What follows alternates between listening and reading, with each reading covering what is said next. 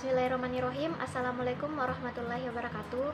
Perkenalkan, nama saya Nurul Deliana Imran dengan NIM 040 2021 0136, kelas D4, Fakultas Hukum, Universitas Muslim Indonesia. Setelah saya mengikuti penjelasan video tentang fungsi hukum seperti yang telah diinstruksikan oleh Ayahanda, saya akan menindaklanjuti atau menjawab pertanyaan-pertanyaan pada soal berikut.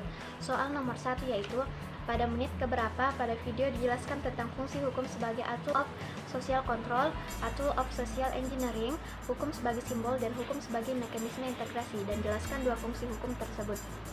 Oke, fungsi hukum sebagai a tool of social control pada menit 10:20 detik sampai 19:56 detik. Hukum sebagai a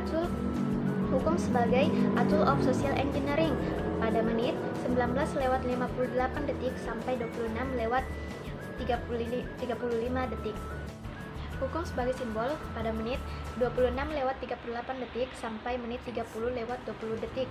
Hukum sebagai mekanisme integrasi pada menit 30:24 detik sampai 36:53 detik. Kemudian, dua fungsi hukum. Yang pertama, fungsi hukum sebagai a tool of social control atau hukum sebagai alat pengendalian sosial merupakan penetapan tingkah laku mana yang dianggap merupakan penyimpangan terhadap aturan hukum dan apa sanksi atau tindakannya yang dilakukan oleh hukum jika terjadi penyimpangan tersebut. Kemudian yang kedua, hukum sebagai mekanisme integrasi. Untuk melakukan integrasi terhadap berbagai kepentingan warga masyarakat dan juga berlaku baik jika tidak ada masalah atau konflik maupun setelah ada konflik. Kemudian soal nomor 2, bagaimana implementasi a tool of social engineering yang dikemukakan oleh Roscoe.